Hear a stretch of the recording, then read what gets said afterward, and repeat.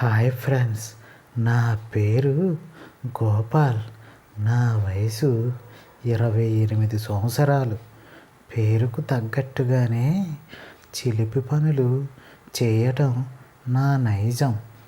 ఇంకా కథ విషయానికి వస్తే, నేను కృష్ణా జిల్లాకు చెందిన నందిగామ ప్రాంతానికి చెందినవాడిని. అయితే మాది చాలా పేద కుటుంబం. తండ్రి మంచాన పడ్డాడు. ఆయన ఇంతకుముందు కూలి పనులు చేస్తూ నన్ను, నా తర్వాత పుట్టిన చెల్లిని ఇంతవరకు పెంచుకుంటూ వచ్చాడు. నేను 10వ తరగతి వరకు చదువుకున్నాను. నాకు పెద్దగా చదువు అవ్వలేదు. అయితే నాన్న మంచాన పడటంతో కుటుంబ భారం అంతా నా పైన పడింది. నేను ఎక్కడికైనా ఉద్యోగం చేసి నెల నెల ఎంతో కొంత డబ్బు ఇంటికి పంపిస్తానని ఇంటి దగ్గర నుండి తల్లి చెల్లి ఎదురు చూస్తూ ఉండేవారు.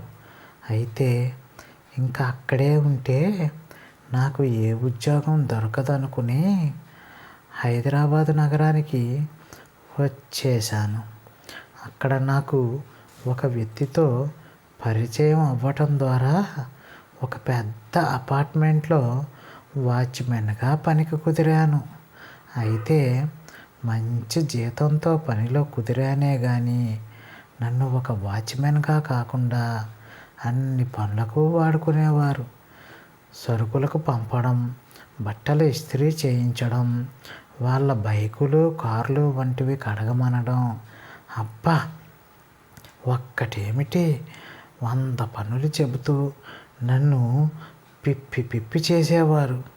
అయితే నాకు ఉన్న ఆర్థిక ఇబ్బందుల కారణంగా వాటన్నిటినీ భరిస్తూ ఉండేవాడిని. అప్పుడే పరిచయమైంది నాకు 301Bలో ఉన్న పూజా మేడం. పేరుకు తగ్గట్టే చాలా పవిత్రంగాను అందంగానూ ఉంటుంది. నాకు మామూలుగానే ముద్దుగా బొద్దుగా ఉన్న ఆడవాళ్ళంటే చాలా నచ్చుతారు. అటువంటిది పూజా మేడం ముద్దుగా బొద్దుగా ఎర్రగా, అందం అభినయంతో పాటు చాలా మంచి మనస్తత్వం కలిగిన మనిషి. నాకు ఈ అపార్ట్మెంట్లో ఎవరైనా ఇబ్బంది పెట్టలేని మనిషి అంటూ ఉంటే అది ఒక్క పూజా మేడం మాత్రమే. అలాగని వాళ్ళ ఇంట్లో పనులు వాళ్ళ మగవాళ్ళతో చేయిస్తారు అనుకోకండి. ఎందుకంటే పూజా మేడం సింగిల్గానే ఉంటున్నారు. వాళ్ళ హస్బెండ్కి ఆర్మీలో ఉద్యోగం.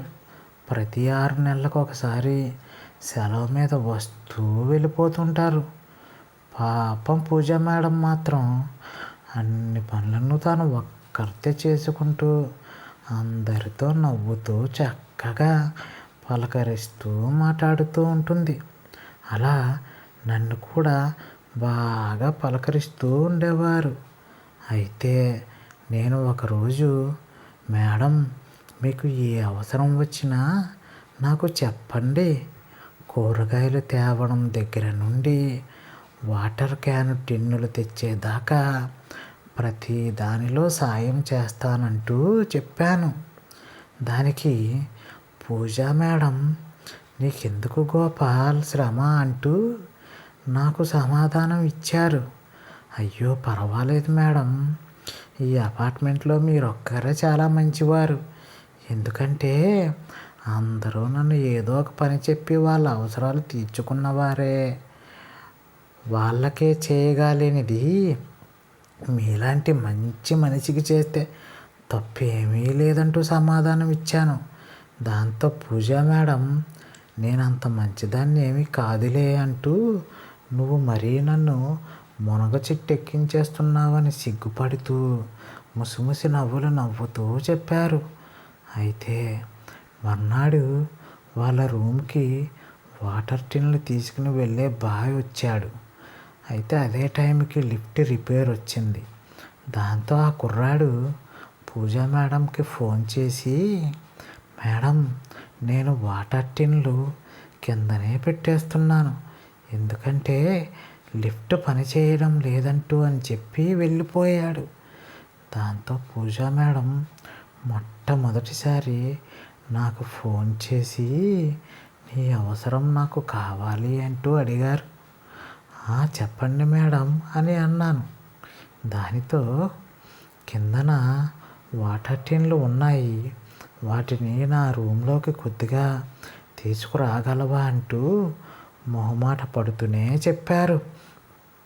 దానికి నేను అదంత పని మేడం, చిటికలో తెచ్చేస్తా అంటూ వాళ్ళ రూమ్లోకి తీసుకెళ్ళి పెట్టేశాను. దాంతో పూజా మేడం గారు, ఆగు గోపాల్, కొద్దిగా టీ తాగి వెళ్ళు అంటూ అడిగారు.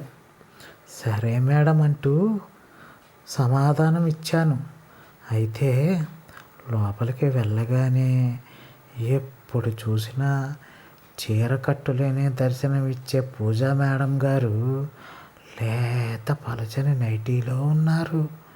లోపల అందాలన్నీ దర్శనమయ్యేలా ఉన్న నైటీని వేసుకునేటప్పటికీ నేను ఆవిడ వైపు అలా చూస్తూ ఉండిపోయాను. నాకు అసలే పెళ్ళి కాలేదేమో, నాలో ఉన్న కోరికలన్నీ జివ్వు జివ్వుమంటూ ఒక్కసారిగా నిద్రలేచాయి. సరిగ్గా అదే సమయంలో పూజా మేడం గారు వంటగదిలోకి వెళ్ళి కబోర్డులో ఉన్న పంచదార డబ్బా అందలేదని స్టూల్ వేసుకుని తీయబోయారు. ఒక్కసారిగా స్లిప్ అవ్వడంతో పెద్ద కేక పడుతూ కింద పడిపోయారు పాపం.